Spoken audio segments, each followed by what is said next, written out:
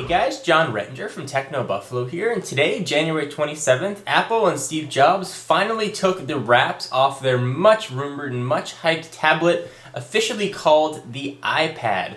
Rumors of iSlate and a whole bunch of other ones have been circulating, but iPad is the official name. So I want to run you through the specs of the device and tell you about it and give you a recap of what Apple announced today. So first, it is half an inch thin, which is incredibly thin. Weighs in at 1.5 pounds. If you see me look down, it's because I got some notes. The conference just ended. It's got a 9.7 inch capacitive display, which uses LED backlighting technology. It's going to come in six different flavors, but we'll get to that in a little bit. Storage-wise, it's going to be either 16, 32, or 64 gigabyte capacities. It's running a Apple-built 1 gigahertz chip. It's called the Apple A4 chip. It's built by PA Semi, a company Apple acquired a little while back. It's got Bluetooth 2.1. It's got 802.11n wireless. It's got a speaker, a mic, and a 30-pin connector. It has 10 hours of battery life, or over a month on standby, and that's 10 hours of actual video viewing. So it's a pretty substantial battery. Nowhere on what the size is, but it certainly looks to be substantial. And of course, that's built in and non-removable. It can run all iPod and Touch and all iPhone applications at launch. There will be apps that are specific just to the iPad, but any apps that can run on the iPhone or iPod Touch will run perfectly and scaled up, of course, on the iPad, and of course, they'll run in full screen as well. We'll talk about apps a little bit more in a minute. Apple also announced a new application on the iPad. It's going to be called iBook, so it's going to be a standalone app that'll be next to the App Store or iTunes, and it is what you'd expect. It is a complete online bookstore. Very colorful interface. Apple is now in the ebook retailing market using the open EPUB format, which I'm sure they'll probably put some restrictions on. You can easily connect to a projector if you want to read it on a bigger screen. Books are going to run $4.99 and up. They've got connections with some of the major publishers, so they'll be getting new releases right off the bat. And that'll be available when the iPad launches, which we'll get to in just a moment. They also announced a new version of iWork for the iPad. And for those who don't know what iWork is, it's Apple's version of, let's say, Microsoft Office with a spreadsheet, a presentation program, and a word editing program. Completely modified for the touch screen. They're going to be standalone applications that'll be downloadable for $9.99 each. You'll be able to pick those up right from the App Store, and again, you can connect that right to a projector and show them up on a big screen. Pretty handy, I suppose. It's going to sync over USB. In case you're wondering, it's got the 30-pin connector, the same one that you use for your iPhone or iPod Touch.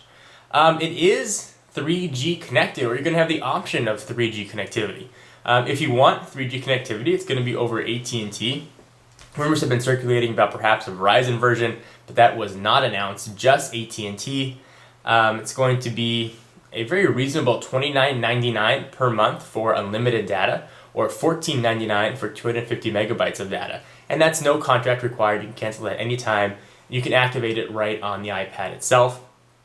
It is going to be unlocked, so you can pop in any other SIM card, but it's going to be using the micro SIM. So we're going to have to do sort of a new SIM card. So if you want to use a T-Mobile SIM card, you can do that, but you're going to have to get some sort of micro SIM to put in and pay T-Mobile sort of standard data rates. From a price point and data rate, I think that's very fair. So there are going to be 6 versions of this that are going to be available. You'll be able to get the 16, 32, or 64 version without 3G, or get the 16, 32, or 64 gig versions with 3G.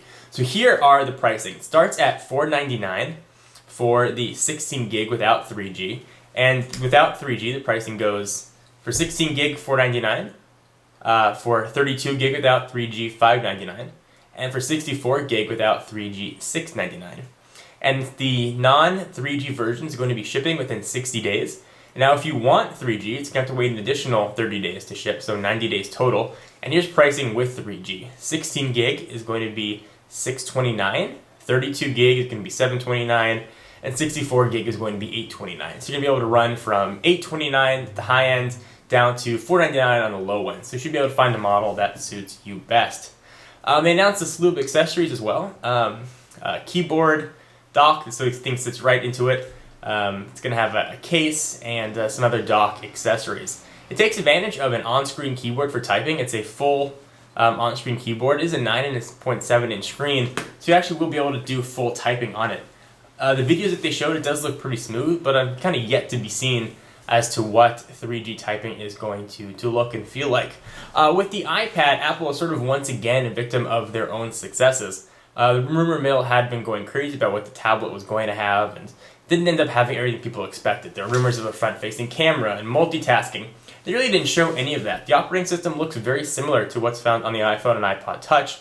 There are some pull-down notifications that you can see, and it seems to be a pretty constant theme throughout it. So, whether or not this is going to be for you is going to be yet to be seen. The device is capable of playing YouTube HD. It can play video content right in the browser, not using Flash. They demonstrated some New York Times applications and others, including MLB, to be able to watch live MLB games. There will be apps that are just specific for the iPad, but those won't be available until launch, of course. But any application that will work with the iPhone will also work with the iPad. So what do you guys think about the iPad? Personally, I'm very excited about it. I think it's going to be a pretty good sort of couch surfing device. It's certainly not going to replace anybody's laptop. One thing they didn't mention was file storage. If I use the iWork application and I create a Word document or an iWork document and I create and edit it and make it perfect, how am I going to save that to my device? Is the storage, there's either the 32, 16, or 64 gigs, is that just for audio? Is that just for movies? Is that just for books? Or can I store actual files on it? That really has yet to be seen. Of course, it'll sync with iTunes, put all your content over, including all your movies. There will be a version of iTunes that'll ship with it, be able to download TV, movies, and music right over Wi-Fi or the AT&T 3G network if you opt for that version. I think this is going to disappoint a lot of people. There was so much promise what the tablet was going to do. I personally thought we were going to see some sort of magazine subscriptions integrated. We didn't see that. And the text interface is just an on-screen keyboard. Essentially what we have is a bigger, thinner iPod Touch. No mention of phone call connectivity, but I would assume that you'll be able to download the Skype application and make phone calls using the built-in microphone for that. So there will be calling, I suppose, over voice over IP. 9.7 inches is a very nice screen. If you've gone to Best Buy or local retailer and you've seen 10-inch netbooks, you can sort of see what the size is going to be. It does look relatively thin and nice, easy to slip into a bag. Of course, it has an accelerometer, so you can rotate any direction you want, and you can edit your pictures sort of right on the device and sync them up over Wi-Fi if you use a Mac or PC. So I'm very curious what you guys think about the iPad. Are you excited? Are you not excited? Do you care? Not care? Are you going to buy one? And if you are going to buy one, which version? Anyway, guys, stay tuned to TechnoBuffalo for all of the iPad updates. We have a ton of videos coming up and a lot of coverage. Nothing was mentioned about iPhone OS 4.0 or any sort of new iPhone or Mac updates. It was just on the tablet. Hope you guys enjoyed. I'm John Rettinger, and I'll see you in the next video. Bye-bye.